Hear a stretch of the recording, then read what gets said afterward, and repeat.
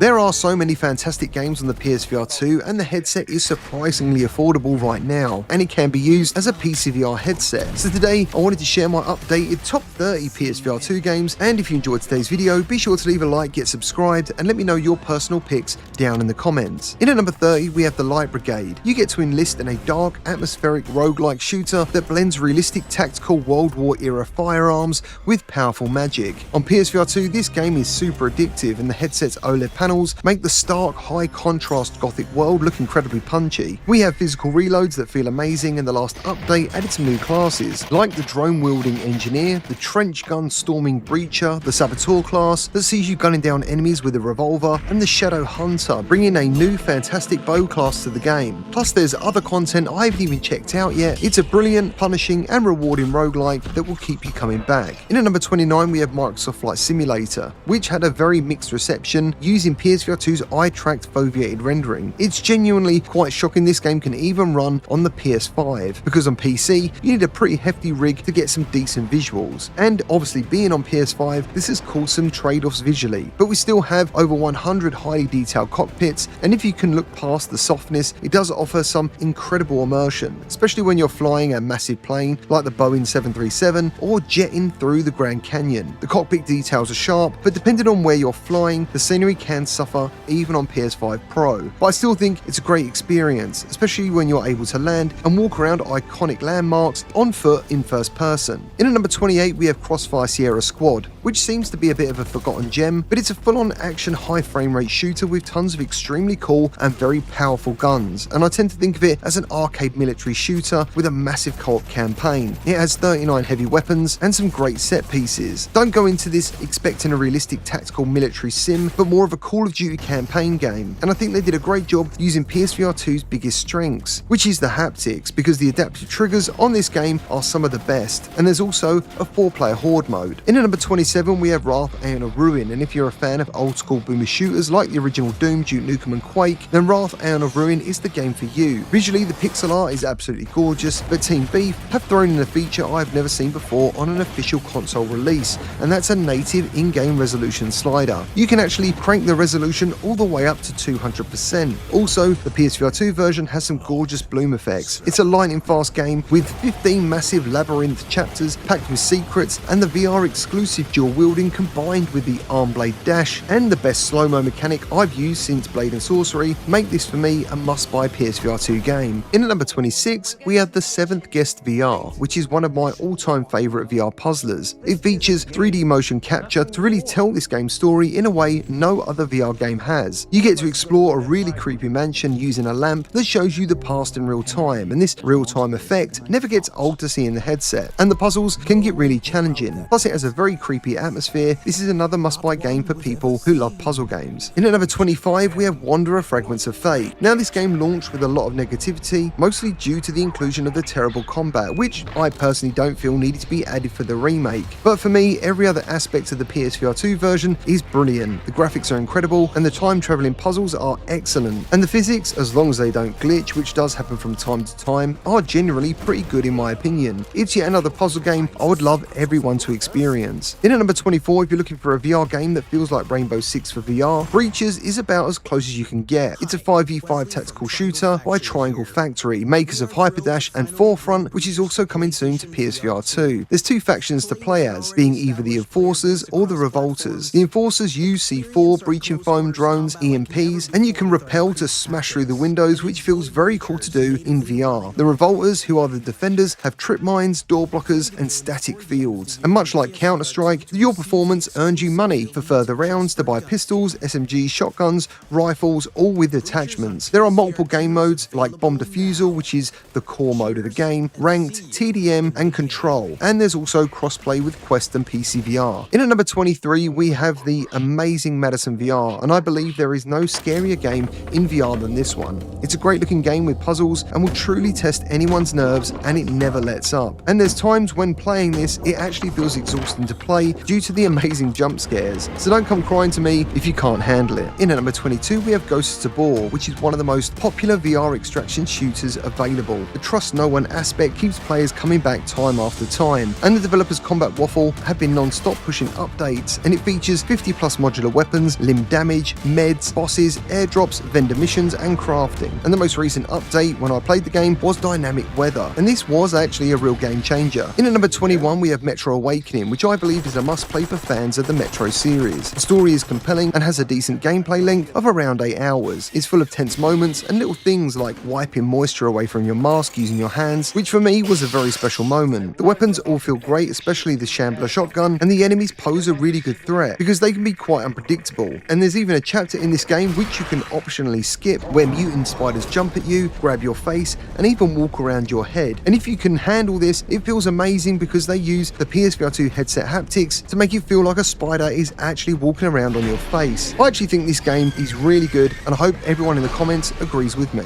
In at number 20 we have Synapse, and no other game on this list makes use of PSVR2's unique features like this one. Unfortunately, it's kind of short and a little repetitive. The telekinesis ability is the defining power of Synapse due to using the PSVR2's eye tracking, and it gives you a sensational feeling of power and control you won't experience anywhere else in VR, and I don't just mean on PSVR2. You can simply select items in the world using your eyes, use the environment for cover, and the guns feel awesome. When you experience all of this in combination with the speed of the game, I think it's pretty unmissable. In at number 19 we have the closest thing to Shadow of the Colossus in VR, and that's Skydances Behemoth. The combat physics are good, with weapons having weight and feeling solid to the touch, and the Behemoth fights are absolutely epic. It's a shame there's not enough of them, with only 5 currently on offer, but there's seriously nothing else like it in terms of scale. The grapple mechanics are excellent, and when it comes to the graphics, I feel again the PSVR2 version holds its own against PC. In at number 18 we have Arizona Sunshine 2, which is a fantastic sequel to one of the most well-known zombie games ever in VR, and it's literally an upgrade in every single way to the original, especially with the inclusion of Buddy. He's your canine companion, and here's what makes the sequel pretty special. He can be commanded to attack zombies, collect items, and makes the single player experience really unique. And the variety of zombies and the sheer amount of them inside the headset, especially on the hardest difficulty, is also pretty special to see. And in terms of graphics, I think it looks fantastic on PSVR 2. If you're looking for a true zombie survival experience, I would look elsewhere, but if you're looking for a fun apocalypse style FPS that is even more fun in co-op, this is the game for you.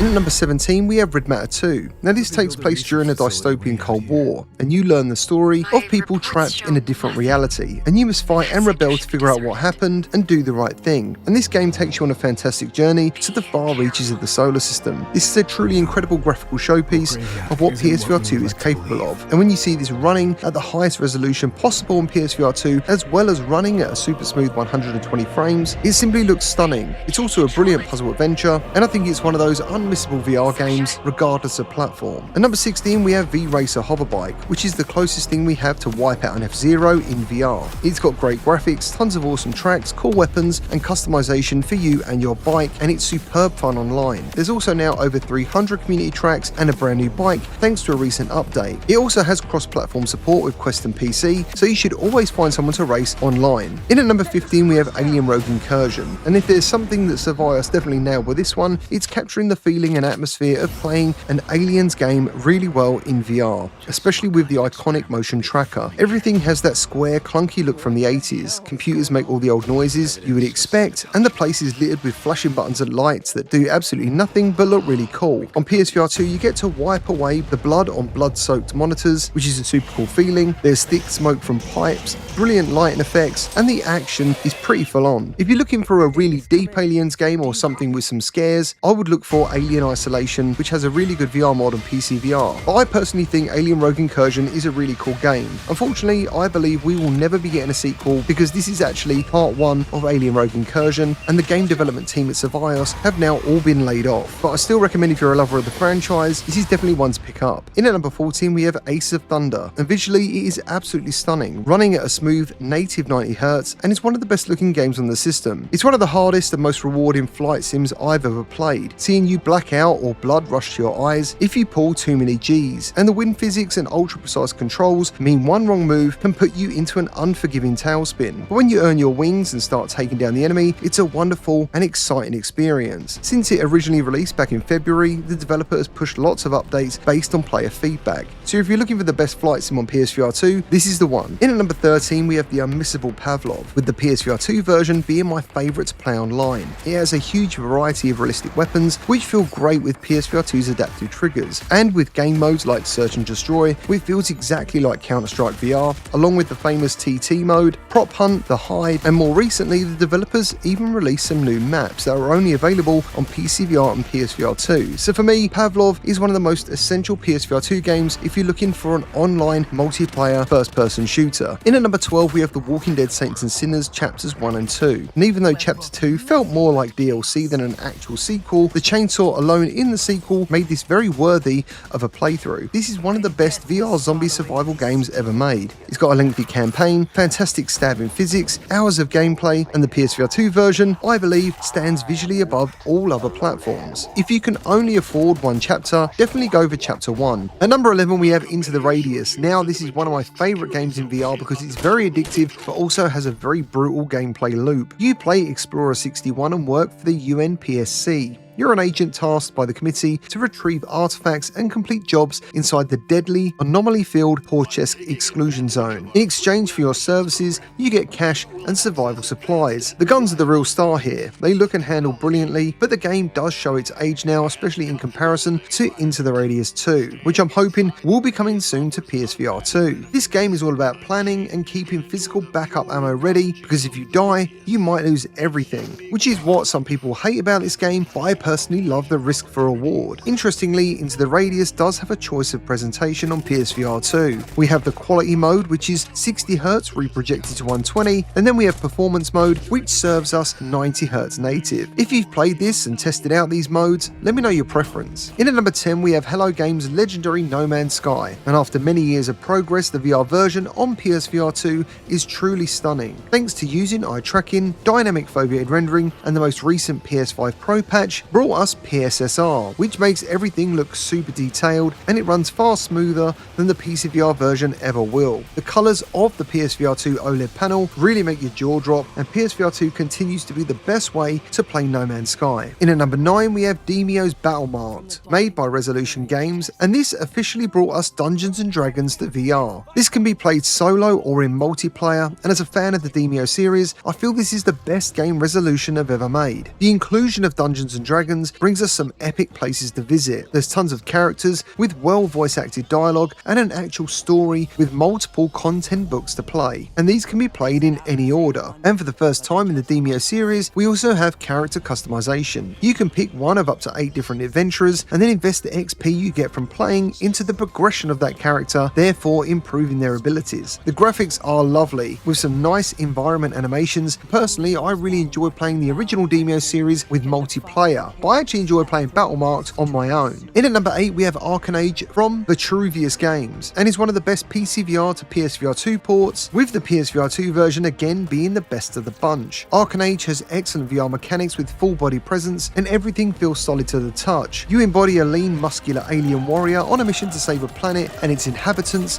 from the invading Hyperion army. You get to uncover the story through memories you find on your adventure, and it has some gorgeous environments and excellent music. I personally find the combat pretty engaging and rewarding, and it has a nice blend of physical attacks and shooting. There's also deep weapon customization thanks to the many blueprints you can find to upgrade your loadouts, and it has a decent 6 to 8 hour campaign and a new game plus for replayability. In at number 7 we have Walkabout Mini Golf. Now it might look like a very simple game, but this is mechanically one of the most flawless and addictive multiplayer experiences in VR. The putting physics are completely spot on, and the haptics in the PSVR 2 Sense controllers give you a very incredibly but satisfying subtle vibration every time you make connection with the ball. The game is packed with content too, featuring 40 unique courses, and there's a hard night mode variant. The developers Mighty Coconut have supported this game non-stop with incredible DLC packs, including their latest toy-themed island called Blockhaven. You can also play solo, hunt for hidden collectible balls, or join up with up to 8 players across full cross-platform play with Quest and PCVR. Best of all, if you own the DLC, your friends can join your private lobby and play it for free. For me, Walkabout Mini Golf is an absolute masterclass in VR design and social VR. After years of playing this game, it sits in my top 10. In at number 6 we have Subside, and this is easily one of the most realistic VR games ever made, and with the addition of the new Makoa Shelf expansion, takes this game to a whole new level. The base game has tons of content and unlockables, but the new DLC brings the largest environment to the game yet. There's also a beautiful nighttime mode and a Sea-Doo style watercraft to zip around in. But what makes Subside special isn't just the coin collecting loop, it's the jaw-dropping immersion. When you put on your VR headset, it genuinely feels like it's part of your scuba gear, and the 3D audio is super realistic. The marine life that you'll come across, and there is a lot of it, will actively react to your movements instead of just seeing these things run around on some sort of autopilot. There's also an unlockable Shark Tank experience, and performance-wise on PSVR2, it's an outstanding game, especially if you play on PS5 Pro, because this has an even higher resolution than the base PS5. But while I say that, whether you're on PC or PlayStation, this game and the latest DLC is a must-buy for VR enthusiasts. In at number 5, we have Resident Evil 8, and Capcom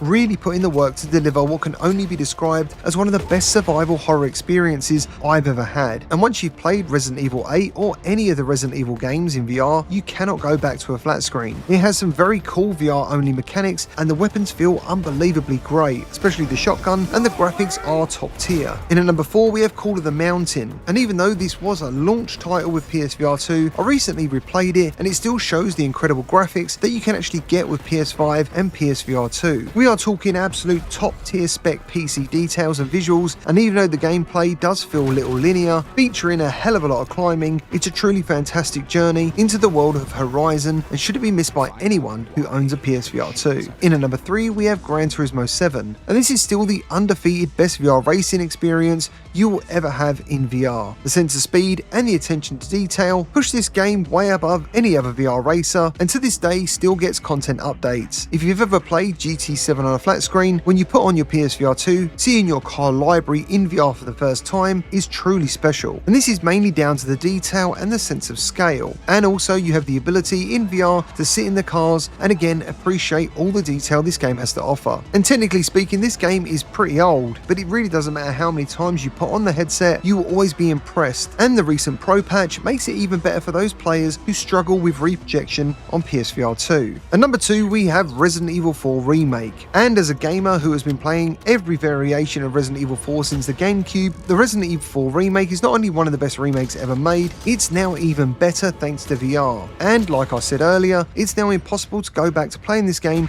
on a flat screen. The haptics are nothing short of fantastic, with the adaptive triggers making the guns feel incredibly satisfying. It's got hours of gameplay, and it looks simply stunning. Now finally, that brings me to my number 1, and that's Hitman World of Assassination VR. At the end of last year, we finally got the best VR version of Hitman on PSVR2 and PC, and it looks and plays absolutely amazing. This game obviously has days of content available, and if there's only one gripe that I have with this, it's the third-person camera when climbing or interacting with the environment. But aside from that, no other game on this list has the replayability and truly fantastic satisfying gameplay. In my opinion, I think this is an essential title for all PSVR2 owners.